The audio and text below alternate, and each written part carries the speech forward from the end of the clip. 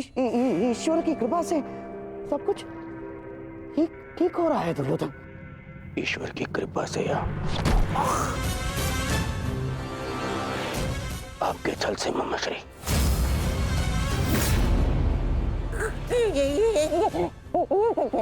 क्या कर रहे हो ये?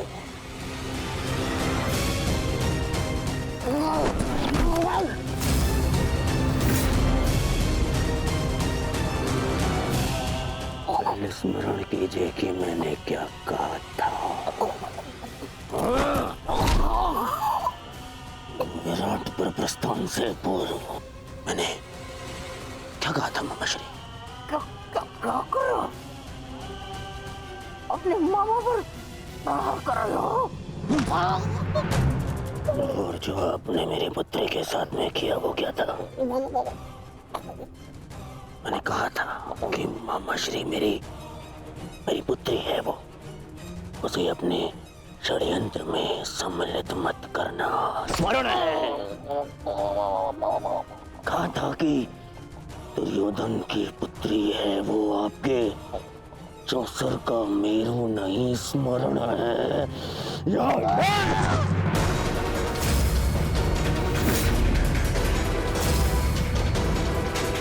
छल किया आपने मेरे साथ, अब स्वीकार कीजिए, स्वीकार करिए सत्य को कि आप कभी लक्ष्मणा का विवाह उत्तर से कराना ही नहीं चाहते थे। स्वीकार कीजिए कि आप लक्ष्मणा को यहाँ लाए ही थे ताकि आप उसका विवाह राम के साथ कराने की योजना बना सके। जो कुछ हुआ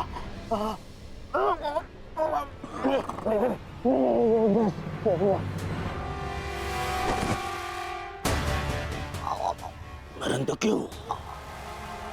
आपसे अच्छा कोई नहीं जानता कि मैं कृष्ण से कितनी घृणा करता हूं। फिर भी आपने मेरी पुत्री का विवाह उस रणछोड़ के पुत्र से करवाने की योजना बनाई।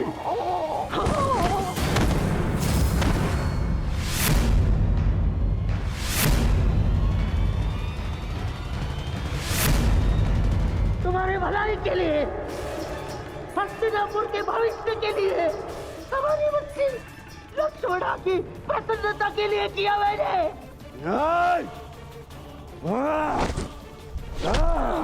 बस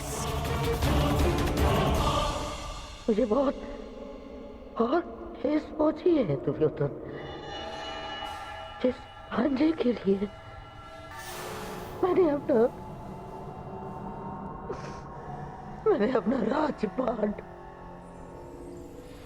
अपनी प्रजा सबका त्याग करके यहाँ हस्तिनापुर में बैठ गया, इसे इतना अपना माना मैंने कि अपने संतान को भी भूल गया।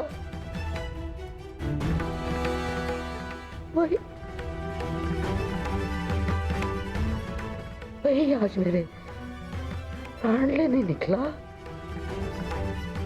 है दुर्योधन।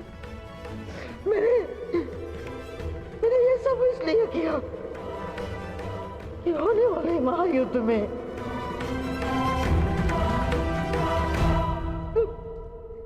तुम्हें कोई हानि ना हो।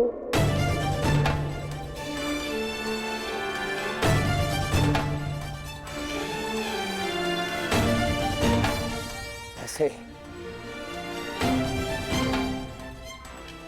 लक्ष्मणा का विवाह करा, उस शाम से विवाह करा, क्या मैं बिना युद्ध के पांडवों से जीत जाऊंगा? नहीं, परंतु पांडवों की विजय के मार्ग में बाधा अवश्य आएगी,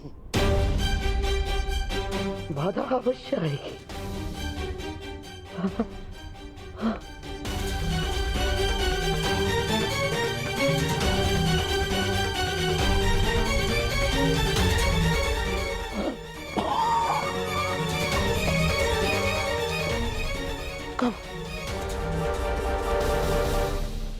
समझोगे तुम?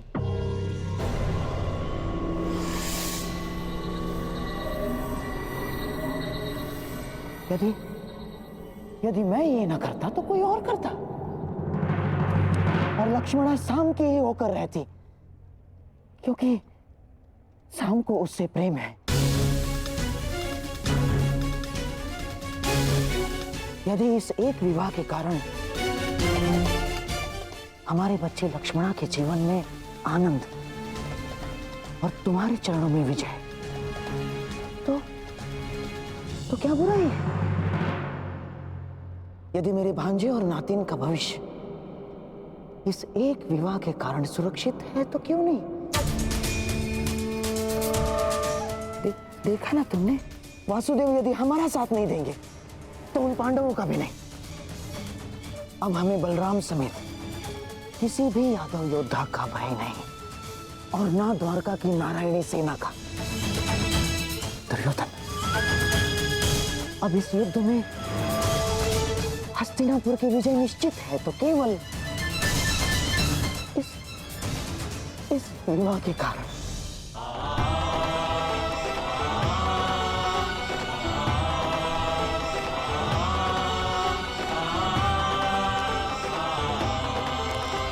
देखो कान्हा, भाग्य किस प्रकार बदलता है।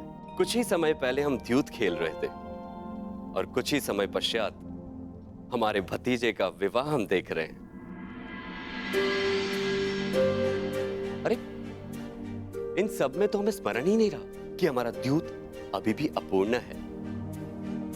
माना कि मैं विजय के निकट हूं, परंतु प्रयास करोगे तो तुम अभी भी जीत सकते हो।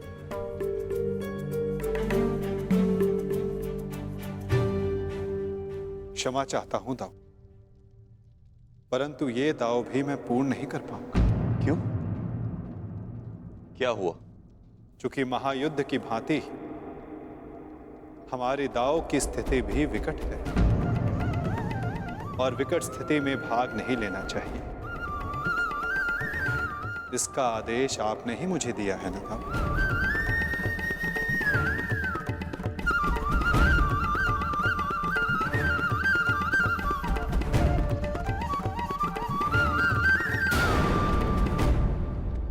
कर दीजिए मुझे।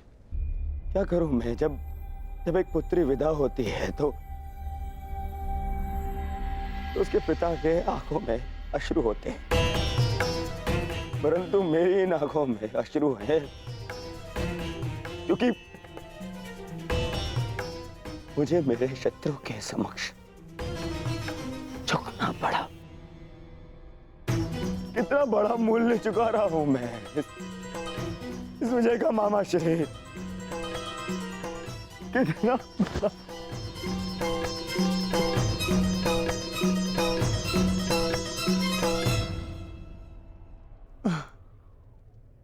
संसार में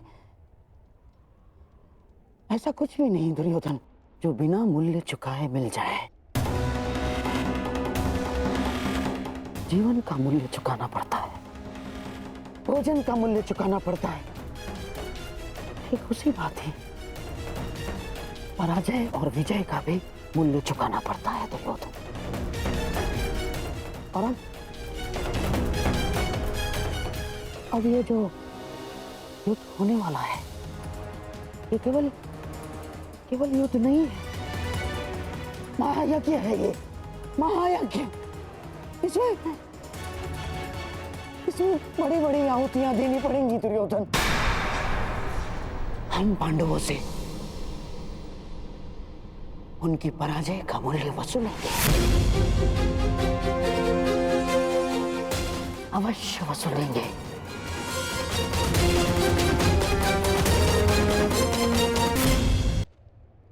कान्हा,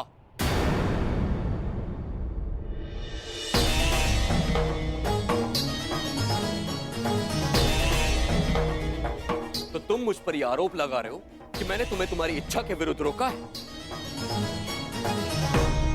नहीं दाऊ, मैं आप पर कोई आरोप नहीं लगा रहा। नहीं लगा रहे हो, तभी तुम हमारे अधूरे खेल को इस युद्ध से जोड़कर देख रहे हो। नहीं दाऊ, मैं तो ऐसे ही एक खेल के परिणाम के विषय में बात कर रहा हूं, जो आज से 13 वर्ष पूर्व हस्तिनापुर में हुआ था। मैं तुम्हारे शब्दों का अर्थ भली भांति जानता हूं कान्हा। तो क्या अर्थ है मेरे शब्दों का? यही कि तुम कुरुवंश के बीच होने वाले इस महायुद्ध में भाग लेना चाहते हो। परंतु ये मत भूलो कान्हा, ये एक ही वंश के संतानों के बीच का युद्ध है। मानता हूं कि तुम्हें पांडव प्रिय है और द्रौपदी तुम्हारी सखी है, परंतु केवल इसी कारण से युद्ध में भाग लेना उचित नहीं है। दुर्योधन भी हमारा संबंधी है। विचार करो कान्हा, युद्ध में दोनों ओर से अपनों का ही रक्त बहना निश्चित है। तो क्या हमारे युद्ध में तटस्थ होने से क्या हमारे अपनों का रक्तपात नहीं होगा? क्या हमारे अपनों का रक्तपात रुक जाएगा दाऊ? परंतु हमारे हाथ हमारे ही अपनों के रक्त से नहीं रंगेंगे और हम अधर्म से बच जाएंगे।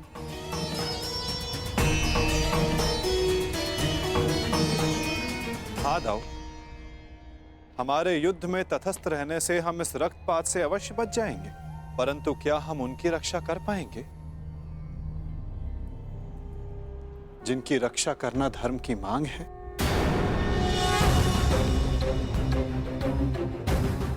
क्या नदी की धारा में किसी को डूबते देखना धर्म है दाऊ, या उसे बचाने का प्रयास करना? यदि धारा को बदलना है तो वस्त्र के भीगने का भय त्यागना पड़ता है।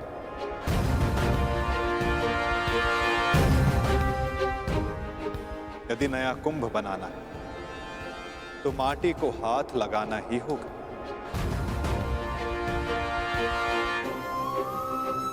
आप तो योद्धा हो दाऊ, क्या व्यू से बाहर रहकर व्यू को भेदा जा सकता है? यदि अधर्म का नाश करना है तो धर्म का पक्ष लेना ही होगा, क्योंकि धर्म युद्ध में अपना धर्म ना निभाना भी अधर्म ही होगा ना दाऊ। हमने पहले भी अपने संबंधी के रक्त से अपने हाथों को रंगा है, ताकि निर्दोष जनों रक्त के अश्रु ना बहाने पड़े। मामा कंस स्मरण है ना दाऊ? जो भी होगा ना, मैं इस युद्ध में भाग नहीं लूंगा। मैं आपको इस युद्ध में सम्मिलित होने के लिए बाध्य कर भी नहीं रहा हूं दाऊ। आपके निर्णय का पालन कर, आपके वचन का मान रखना मेरा धर्म है, जिसे मैं पूर्ण अवश्य करूंगा दाऊ।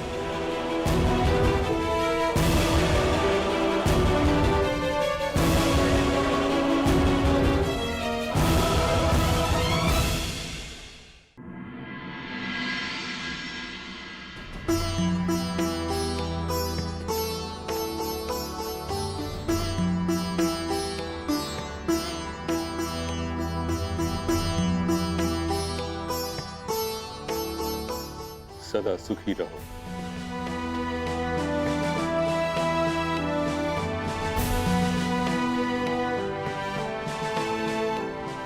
पुत्रवती भव।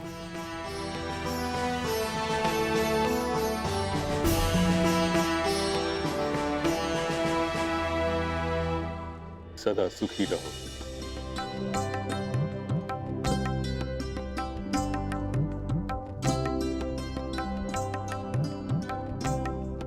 पुत्रवती भव।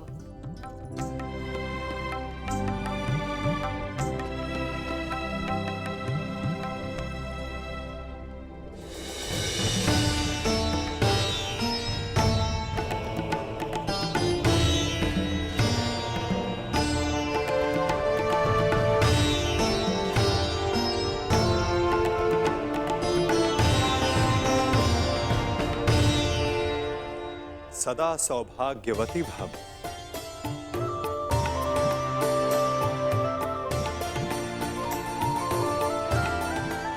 पुत्री लक्ष्मणा, मुझे बहुत प्रसन्नता हुई कि तुम्हारे पिता ने कन्या की स्वतंत्रता का मान रखा।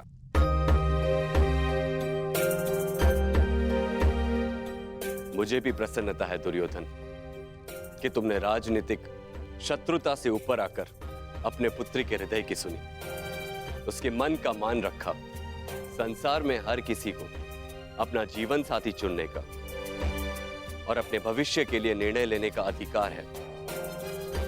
छोटों का कर्तव्य है कि वे बड़ों के आज्ञा का आदर करें और बड़ों का धर्म है कि वो छोटों के निर्णय का मान रखें।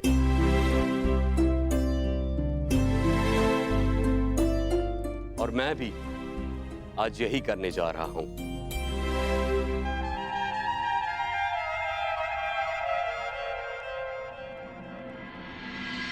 मुझे क्षमा कर देना कान्हा।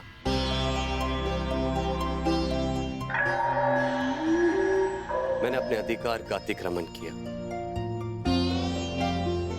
तुम्हारी ओर से मुझे निर्णय लेने का कोई अधिकार नहीं था।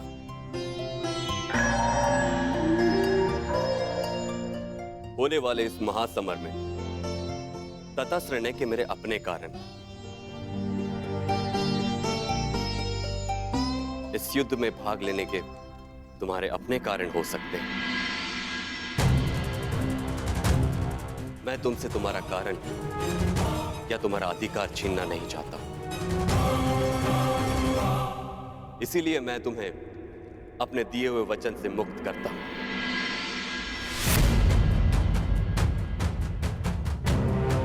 और युद्ध में तुम्हें किस पक्ष में जाना है उसका निर्णय तुम स्वयं ले सकते हो।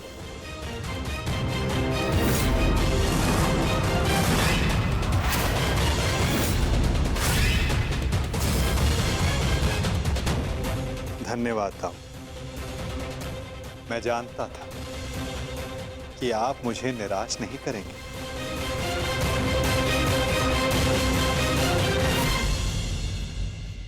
वासुदेव, हम दोनों ही आपके संबंधी हैं। आप किसके पक्ष में रहेंगे?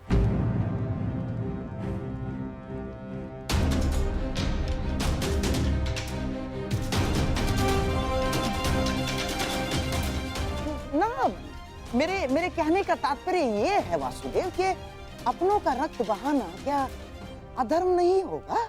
धर्म का समर्थन ना करना मेरे विचारों के अनुसार अधर्म है गांधार राज। जो सक्षम हो, आवश्यकता पड़ने पर उसे धर्म युद्ध में आगे बढ़ना चाहिए।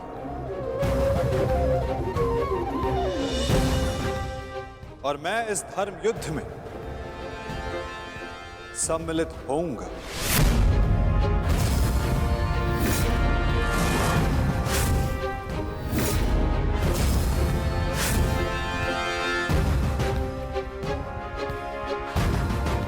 तो युद्ध में आप किसका समर्थन करेंगे वासुदेव?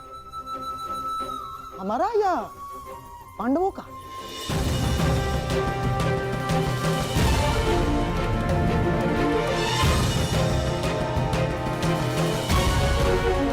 उसका गांधार राज जो मेरे पास सर्वप्रथम समर्थन मांगने आएगा।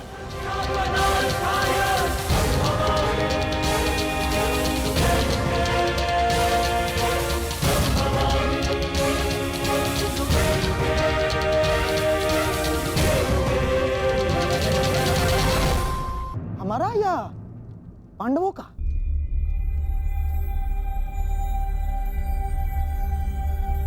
उसका गांधार राज जो मेरे पास सर्वप्रथम समर्थन मांगने आएगा।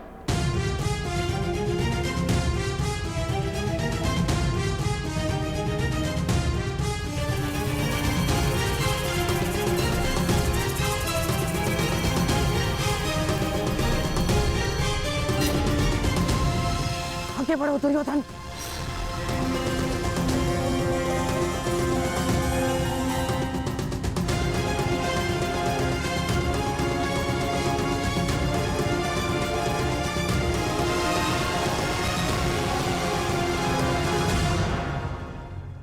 वासुदेव, दोनों पक्ष आपके समक्ष सहायता मांगने आ गए हैं। बताइए, आप किसका पक्ष लेंगे?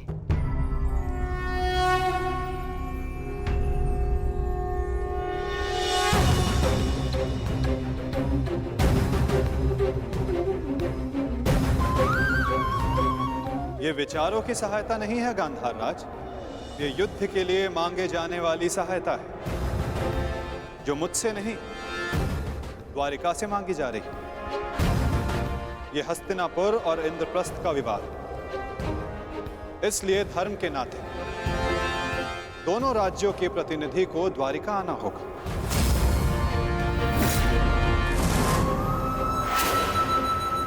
और जो सबसे पहले द्वारिका आकर मुझसे समर्थन मांगेगा, वो महाभारत में मुझे अपने साथ खड़ा पाएगा।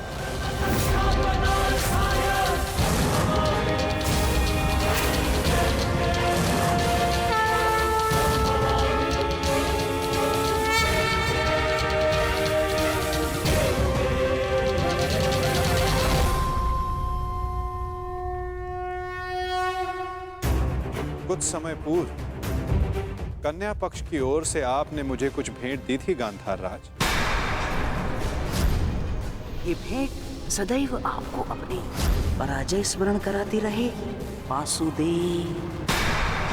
परंतु अब उसकी कोई आवश्यकता नहीं, क्योंकि युद्ध में सम्मिलित होने के बाद उन पासों का मेरे लिए कोई महत्व नहीं रह जाता।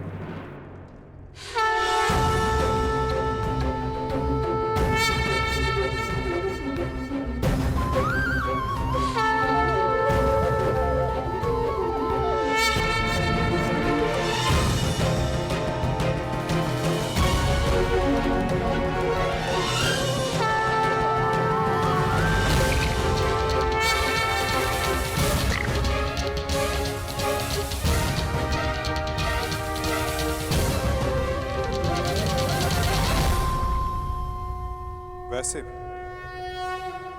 ये चौसर का खेल नहीं है गांधार राज।